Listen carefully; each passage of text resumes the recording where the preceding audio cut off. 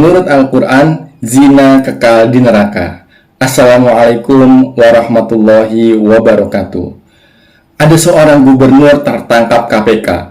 Di persidangan terungkap, gubernur tersebut sering memesan perempuan cantik untuk memuaskan nafsunya.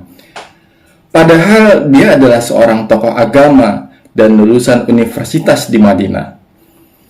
Ada juga pimpinan lembaga negara yang dipecat karena terbukti berbuat zina dengan seorang perempuan. Padahal dia dahulunya adalah ketua salah satu ormas Islam terkenal di Indonesia. Sekarang lagi trending topik test drive, istilah baru dari seks sebelum nikah. Menurut pelakunya, mereka harus mengetahui dan merasakan dahulu kemampuan seks pasangannya sebelum memutuskan untuk menikah. Layaknya membeli sebuah mobil baru yang harus dites dahulu. Saat ini begitu mudahnya seorang berbuat zina, apalagi dengan adanya aplikasi hijau yang bisa memesan PSK melalui smartphone. Saya selalu bertanya-tanya, mengapa begitu mudahnya mereka melakukan perzinahan? Apakah mereka tidak takut dosa? Saya pernah bertanya kepada seorang teman, mengapa dia mudah berbuat maksiat? Apakah tidak takut dosa? Dia menjawab, yang penting Islam. Meski bagaimanapun, toh pada akhirnya masuk surga. Karena orang Islam sudah dijamin masuk surga, meskipun lewat neraka dulu. Rupanya dia tidak takut dosa karena sudah merasa yakin masuk surga. Dan yakin masuk neraka juga. Sehingga neraka bukan lagi sesuatu yang harus ditakuti, karena mau gimana-gimana juga pasti masuk neraka. Menurutnya tidak ada seorang manusia yang luput dari dosa. Akibatnya ketika diperingatkan tentang neraka, udah nggak ngefek lagi, nggak ngaruh. Sekarang siapa sih yang nggak punya dosa? Mau sesoleh apapun, pasti akan ngumpul dulu di neraka untuk mencuci dosa-dosanya. Setelah bersih dosanya, baru diangkat ke surga. Begitulah anggapan mereka. Pemahaman seperti ini sudah tertanam di benak umat Islam sejak kecil.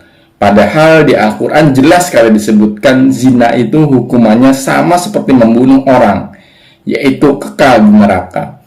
Dan orang-orang yang tidak menyembah Tuhan yang lain beserta Allah, dan tidak membunuh jiwa yang diharamkan Allah, kecuali dengan alasan yang benar, dan tidak berzina. Barang siapa yang melakukan yang demikian itu, niscaya dia mendapat pembalasan dosanya, yaitu akan dilipat gandakan azabnya untuknya pada hari kiamat, dan dia akan kekal dalam azab itu dalam keadaan terhina. Al-Furqan ayat 68-69. Kenapa bisa kekal di neraka? Karena zina merupakan perbuatan yang sangat besar dosanya. Ketika nanti ditimbang di akhirat, akan sangat memberatkan timbangan keburukan kita.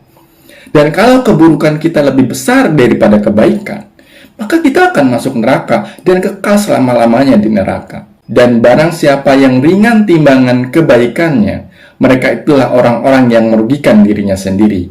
Mereka kekal di dalam neraka jahanam. Al-Mu'minun ayat 103. Sebaliknya, kalau kebaikan kita lebih besar daripada keburukan, maka kita bisa langsung masuk surga tanpa harus mampir dulu ke neraka. Karena neraka bukanlah tempat pencucian dosa. Allah membersihkan keburukan kita dengan amal soleh yang kita lakukan. Sesungguhnya perbuatan-perbuatan baik menghapus perbuatan-perbuatan buruk. Itulah peringatan bagi orang-orang yang selalu mengingat Allah. Hud ayat 114. Kalau keburukan lebih banyak daripada kebaikan, maka kebaikan tidak cukup untuk menghapus keburukan kita. Akibatnya yang tersisa adalah keburukan. Dan kita akan menghadap Allah dalam keadaan berdosa. Sesungguhnya siapa yang datang kepada Tuhannya dalam keadaan berdosa, baginya neraka jahanam, dia tidak mati di dalamnya dan tidak pula hidup. Toha ayat 74. Jika kita datang kepada Allah dalam keadaan berdosa, maka kita akan disebut sebagai orang yang berdosa. Sesungguhnya orang-orang yang berdosa kekal dalam azab neraka jahanam. Az-Zukhruf 74. Untuk lebih jelasnya, silahkan disimak video saya sebelumnya yang berjudul Berislam Tapi Kekal di Neraka. Mungkin ada yang bertanya, bukannya kalau sudah bersahadat pasti akan dimasukkan ke surga, meski lewat neraka dahulu? Ikrar keimanan berupa syahadat itu akan diuji oleh Allah untuk membuktikan siapa yang benar ucapannya dan siapa yang dusta atau ngomong doang. Apakah manusia mengira bahwa mereka dibiarkan saja berkata, kami telah beriman, sedangkan mereka tidak diuji lagi? Dan sesungguhnya kami telah menguji orang-orang sebelum mereka. Maka Allah mengetahui orang-orang yang benar imannya dan mengetahui orang-orang yang berdusta. Al-Ankabut ayat 2-3. Kalau kita bisa membuktikan ikrar syahadat kita dengan tetap istiqomah dalam ketaatan, barulah Allah akan memasukkan ke dalam surganya. Sesungguhnya orang-orang yang mengatakan Tuhan kami ialah Allah, kemudian mereka tetap istiqomah, maka tidak ada kekhawatiran terhadap mereka, dan mereka tidak pula berduka cita. Mereka itulah penghuni-penghuni surga, mereka kekal di dalamnya sebagai balasan atas apa yang telah mereka kerjakan. Al-Ahqaf 13-14. Kalau ada riwayat hadis yang tidak sesuai dengan Al-Quran, sudah pasti itu bukan dari Nabi Muhammad SAW. Ternyata keyakinan pasti masuk surga meski lewat neraka dahulu adalah warisan orang-orang Yahudi dan Nasrani. Di Al-Quran diceritakan, dan mereka berkata, kami sekali-kali tidak akan disentuh oleh api neraka, kecuali selama beberapa hari saja. Katakanlah, sudahkah kamu menerima janji dari Allah, sehingga Allah tidak akan memungkiri janjinya? Ataukah kamu hanya mengatakan terhadap Allah apa yang tidak kamu ketahui? Bukan demikian. Yang benar, barang siapa berbuat dosa, dan ia telah diliputi oleh dosanya, mereka itulah penghuni neraka, mereka kekal di dalamnya. Al-Baqarah ayat 80-81. Jadi jelas sekarang, berislam saja tidak jadi jaminan bisa masuk surga. Selain bersahadat, juga harus disertai dengan amal soleh, di mana amal solehnya harus lebih banyak dari keburukannya. Sedangkan zina sangat besar dosanya, sehingga akan memberatkan timbangan keburukan kita nantinya. Akibatnya kita akan berakhir di jurang api neraka untuk selama-lamanya. Kecuali jika kita bertaubat kepada Allah Subhanahu wa Ta'ala. Kecuali orang-orang yang bertaubat, beriman dan mengerjakan amal soleh, maka kejahatan mereka diganti Allah dengan kebajikan, dan adalah Allah Maha Pengampun lagi Maha Penyayang. Al-Furqan ayat 70. Tapi harus diingat ya, ampunan dan taubat itu berlaku bagi orang yang tidak tahu. Barang siapa yang berbuat kejahatan di antara kamu lantaran ketidaktahuan, kemudian ia bertaubat setelah mengerjakannya dan mengadakan perbaikan, maka sesungguhnya Allah Maha Pengampun lagi Maha Penyayang. Al-An'am ayat 54. Tertulis juga di Al-Quran surat An-Nahl ayat 119 dan surat An-Nisa ayat 17. Maksudnya tidak tahu bagaimana? Sebelum menonton video ini, kita tidak tahu bahwa zina itu dosanya sangat besar dan hukuman yang kekal di neraka.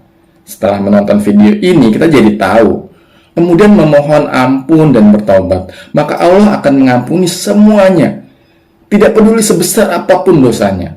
Karena sebelumnya kita belum tahu. Tapi setelah tahu dan bertaubat, kemudian besoknya berzina lagi, terus setelah itu ingin bertaubat lagi, maka beda lagi ceritanya. Taubatnya tidak semudah taubat sebelumnya, karena sebelumnya kita sudah dikasih tahu akibatnya. Taubat yang kedua ini harus disertai dengan amal soleh yang luar biasa besar, sebagai kafarat atau pengganti perbuatan buruknya itu. Contohnya orang yang membunuh binatang dengan sengaja ketika ihram, maka dia harus membayar kafarat atas perbuatannya itu.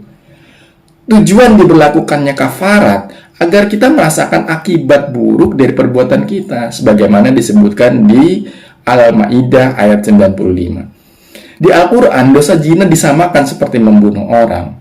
Maka kafaratnya menurut saya sama dengan membunuh orang juga, yaitu puasa 2 bulan berturut-turut sebagai bentuk pertobatan kepada Allah, sebagaimana disebutkan di surat An-Nisa ayat 92. Kalau kita tidak melakukan kafarat itu, sebagai gantinya Allah akan menurunkan musibah kepada kita sebagai bentuk hukuman yang Allah berikan. Bentuknya bisa berubah hancurnya karir, atau rumah tangga, atau bangkrut, sakit, dan lain-lain. Kalau kita mampu bersabar menjalani hukuman berupa musibah itu, maka Allah akan menerima taubat kita. Sebagaimana dikisahkan dalam proses taubatnya 3 sahabat Nabi yang sengaja tidak mau ikut berjihad. Meskipun mereka sudah minta ampun dan bertaubat, tapi Allah melarang semua orang untuk berbicara kepada mereka, sehingga dunia terasa sempit bagi mereka. Setelah mereka bersabar dalam menjalani masa hukuman itu, barulah Allah menerima taubat mereka, sebagaimana dikisahkan di surat At-Taubah ayat 118. Meskipun Allah Maha Pengampun dan Maha Penerima taubat, tapi taubat itu tidak semudah yang kita kira. Sekarang berzina, besok bertaubat, lalu mengulangi perbuatan zina. Kalau begitu terus, lama-lama Allah akan menutup hati kita. Akibatnya kita tidak pernah merasa berdosa melakukannya. Lalu hati kita tidak tergerak sama sekali untuk bertaubat sampai matinya. Ketika seorang berzina, maka pada saat itu dia sedang menduakan Allah dan menomorsatukan atau mengutamakan hawa nafsunya. Itulah yang disebut menuhankan hawa nafsu atau menjadikan hawa nafsunya sebagai Tuhannya. Maka pernahkah kamu melihat orang yang menjadikan hawa nafsunya sebagai Tuhannya, dan Allah membiarkannya sesat berdasarkan ilmunya, dan Allah telah mengunci mati pendengaran dan hatinya, dan meletakkan tutupan atas penglihatannya? Maka siapakah yang akan memberinya petunjuk sesudah Allah membiarkannya sesat? Maka mengapa kamu tidak mengambil pelajaran? Al-Jathiyah ayat 23. Kalau kita terus-menerus mengulangi perbuatan zina itu, berarti kita telah menuhankan hawa nafsu. Akibatnya, Allah akan menutup hati kita sehingga kita tersesat. Kalau hati sudah ditutup oleh Allah dan tersesat, maka akan sulit bagi kita untuk bertaubat kembali kepada Allah. Kita akan merasa apa yang kita lakukan itu sebuah kewajaran dan biasa-biasa saja. Orang-orang seperti itulah yang nantinya akan berakhir di jurang neraka untuk selama-lamanya. Lalu bagaimana dengan kisah seorang pelacur yang katanya masuk surga hanya karena memberi minum seekor anjing? Kalau kita teliti hadisnya, bukan seperti itu kisahnya. Dalam hadis tidak disebutkan pelacur itu masuk surga, sebagaimana dikisahkan di hadis riwayat Bukhari. Maksud hadis itu adalah sekecil apapun perbuatan baik, Allah akan menerimanya dan menggunakan amal soleh itu untuk menghapus dosa kita. Di Al-Quran disebutkan perbuatan baik menghapus perbuatan buruk. Misalnya, zina yang telah dilakukan selama ini dosanya sebesar 1000, sedangkan memberi minum anjing pahalanya 10. Maka berdasarkan ayat-ayat di atas, Allah akan menghapus dosanya dengan amal soleh itu sebesar 10, sehingga dosanya tersisa 990. Dosa zina termasuk dosa besar, sehingga akan memberatkan timbangan keburukan di akhirat, sehingga kekal di neraka. Jadi sekali lagi, maksud hadis itu sekecil apapun perbuatan kita, meski hanya memberi minum anjing, Allah tetap akan memperhitungkannya dan bisa menghapus sebagian keburukan kita. Tapi tidak semua dosa dihapuskan hanya karena memberi minum anjing. Kalau dosa zina bisa dihapuskan hanya dengan memberi minum anjing, maka semua pelacur akan berpikir untuk memelihara anjing agar terhapus semua dosanya dan masuk surga. Demikian, semoga bermanfaat. Wabillahi taufiq wal hidayah. Wassalamualaikum warahmatullahi wabarakatuh.